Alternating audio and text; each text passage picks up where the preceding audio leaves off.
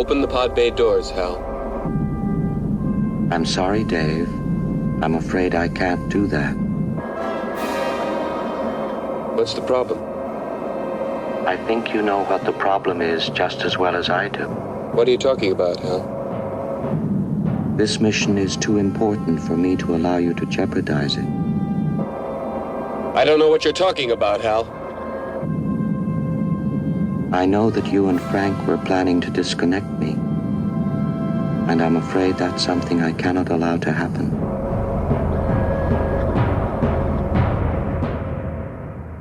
When Stanley Kubrick made 2001: A Space Odyssey 55 years ago, the term artificial intelligence, or AI, had not even entered our lexicon.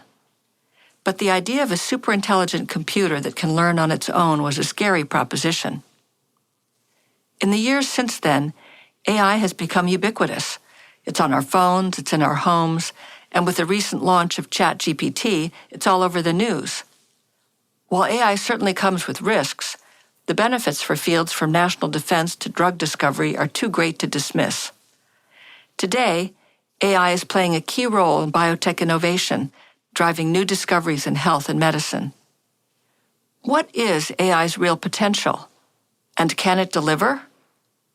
I'm Rachel King, and you are listening to I Am Bio.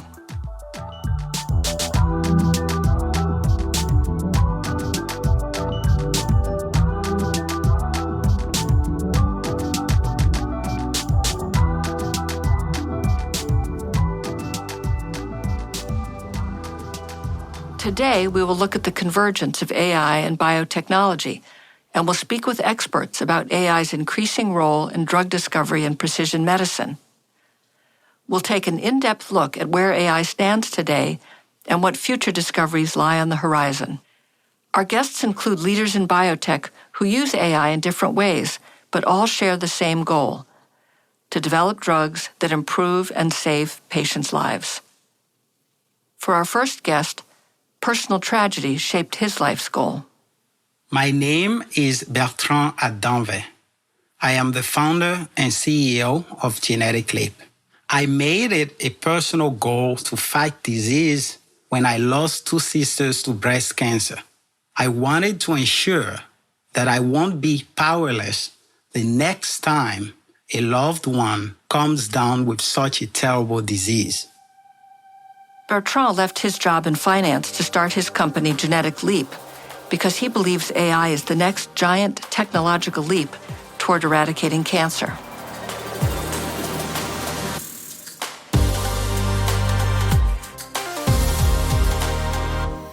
When you look back in history, there was a time when countless people used to die from diseases that to us today are simple to address.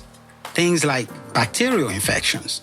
But there was a giant leap in human healthcare when Louis Pasteur advanced germ theory and introduced vaccines. I believe that people of the future will similarly look back on our current times and marvel at the fact that human beings used to succumb to diseases like cancer and Alzheimer's. It will take a giant technological leap to make that future happen in a way that is simple and accessible to all. This is what we are working on at Genetic Leap. Our AI models do 3 things. 1, select the most optimal position on the RNA to drug. 2, predict the structure of that selected position. And 3, find the molecule with the best fit to that predicted structure. This is the same process that plants go through over millions of years to make natural products to fight pathogens because plants don't have an immune system. We are able to replicate this same RNA targeting process computationally using AI, allowing us to do in days what would take nature millennia.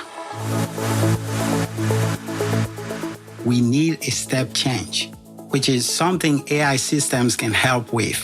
To be clear, the pharmaceutical industry has long used computer-aided drug design to accelerate the R&D process.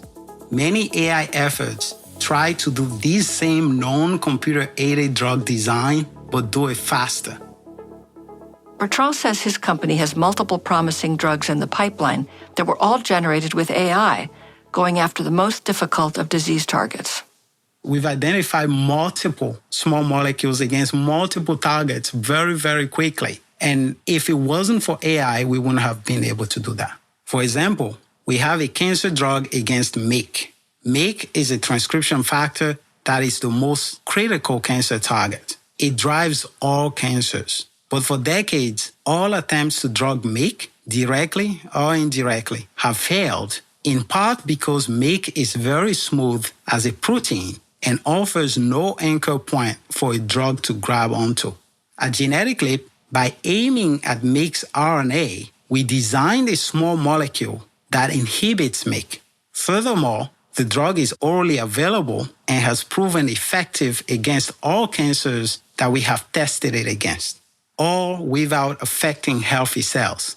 In a mouse model of triple-negative breast cancer, the molecule was more effective than standard of care drugs like paclitaxel.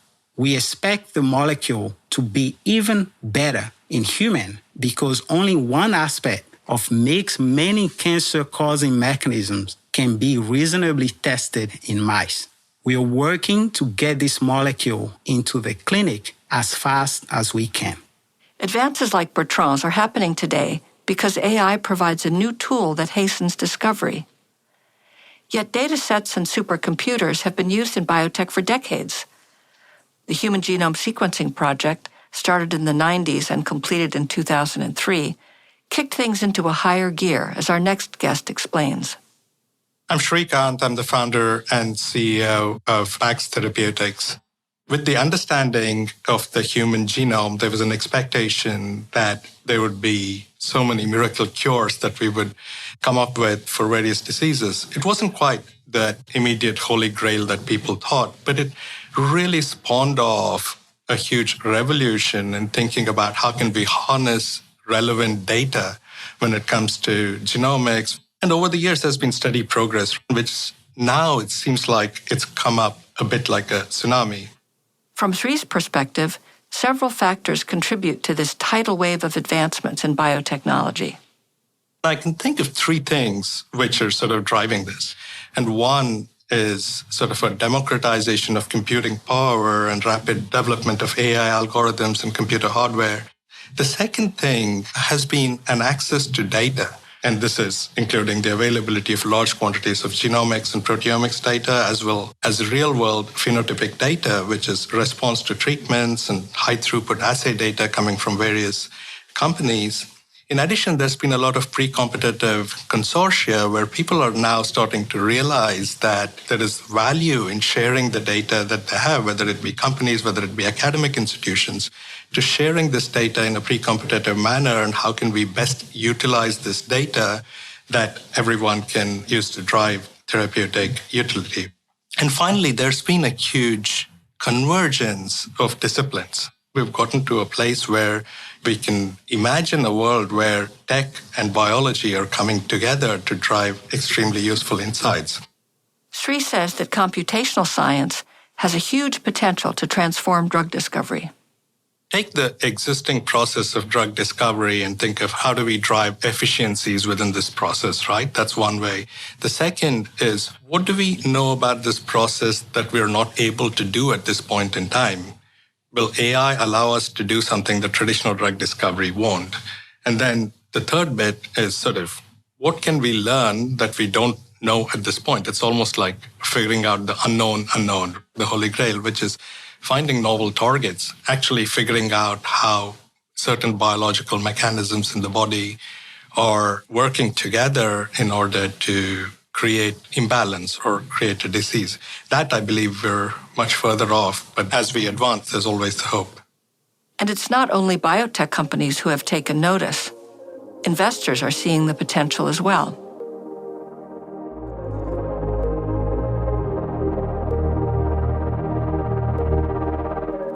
I think the news of this sort is driving a lot of investment into the space, and which is great because not everyone quite understands AI or computational drug discovery, whether it be investors or whether it be even big pharma companies. But just the amount of investment and the light that's being shown into this space is driving activity, and that activity, we believe, will drive a lot more understanding and then potentially development of therapeutics.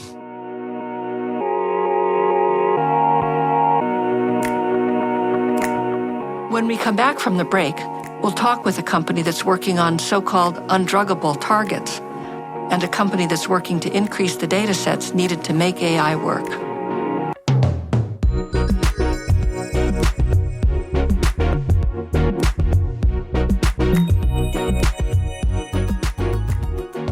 Are you interested in hearing more fascinating stories like this one? Check out bio.news. Bio.news is a daily news website exploring the intersection of biotech innovation and U.S. and international policy. With new content daily, Bio.news has you covered on the latest in biotech. Visit now by typing bio.news into your browser.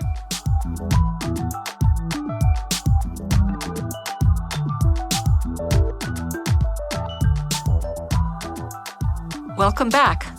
Now let's talk with a company that focuses on peptides to treat diseases that our guest calls undruggable. I'm Nick Nystrom, CTO, Chief Technology Officer at Peptologics, Inc. Nick explains why he thinks peptides are the key to finding new targets for drugs. Peptides are really important because they are nature's modulators of biology. They're the natural signaling molecules, and we can exploit that. They can be designed for advantages that intersect the strengths of small molecules and biologics without their weaknesses. For example, compared to small molecules, peptides can have much higher safety and selectivity, and they do that by default.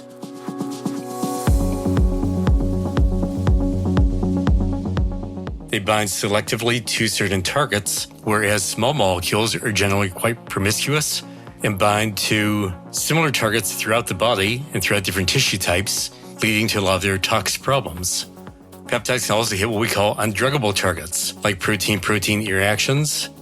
Conversely, compared to biologics, peptides can be much more cost-effective, which expands your access and can bring treatments to more people.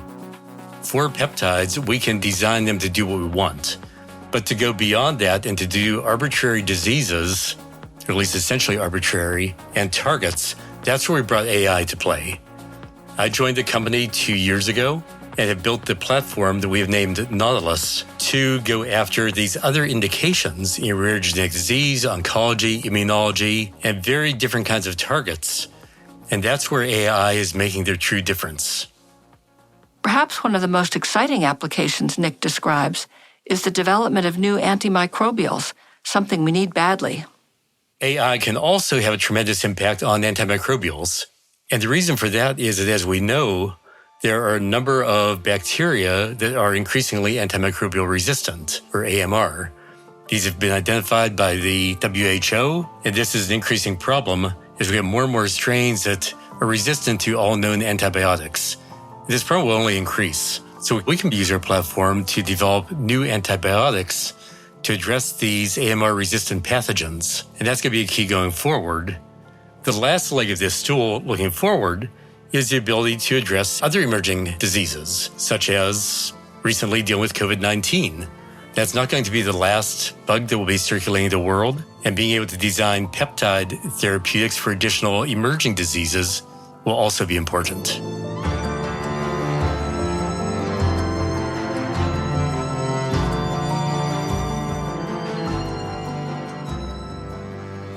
Nick says what it really comes down to is speed, using AI to generate drugs faster.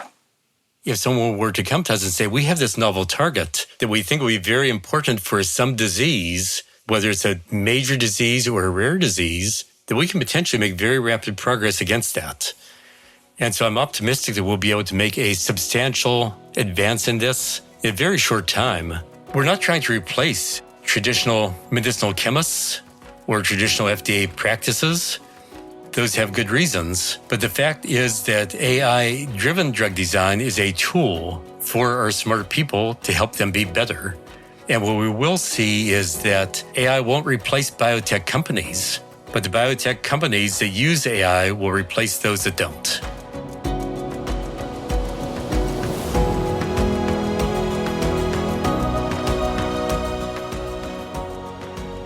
Our next guest talks about how her company provides what's needed for this vision to be realized: big data sets that draw accurate conclusions from the patterns AI identifies. I'm Maria Cho, and I am the CEO of Triple Bar. Maria's company creates libraries that probe entire genomes of information. Triple Bar is really the link between the data that biotechnology produces and feeds into those AI algorithms to actually enable them to work. Triple Bar is really the company that's creating that entire library system that then AI can read and create that predictive design. And I think that's really one of the key things that is missing, really, to enable AI to operate the way that we would want it to. Companies and folks will use specific algorithms on smaller data sets that are maybe millions versus hundreds of billions of data points, and the design isn't as good, right? So really, these algorithms need large data sets to actually produce predictive design, and that's where Triple Bar brings a key advantage and support in the industry. So going back to that library example, let's say we're trying to research all the different types of ice creams that were ever created to make the best ice cream ever. And you pull up 3 books off the shelf. This book is about vanilla ice cream, this book's about chocolate, and then this one's about strawberry ice cream. There are clearly tons more flavors. Well, what if you can read every single book that was ever created on ice cream flavors and what ice cream flavors are good and bad, and then take all of that data and say, how do we create the best ice cream? And that's really what Triple Bar is doing. We create the data sets that show here's every different type of ice cream flavor component that could ever be put together. And then let's allow this algorithm to apply to create the best ice cream on the planet. And then we've just created the billion-dollar ice cream market. It's a simplistic example, but I think it really speaks to the output that a system creates is only as good as the data sets that go into that system. A key component to the use of AI in biotech is something called evolutionary design, harnessing the power of evolution in the lab. Our foundational belief is that if you look at enough things, there's a solution that can be found in that data set. And so if you look at the diversity of life around us, we can see that evolution in and of itself is an incredibly powerful algorithm. Look at the different birds in the trees, the number of insects, our own consciousness. All of this was really generated through evolution.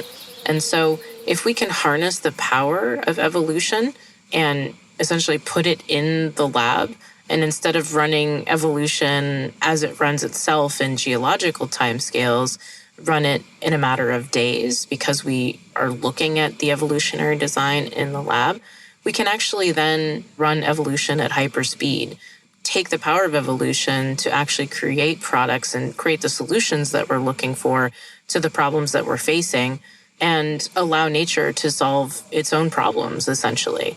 What this does is, by running evolution in the lab in a way that generates these large data sets, we're able then to kind of read into the evolutionary design mechanisms in a hypothesis-free way.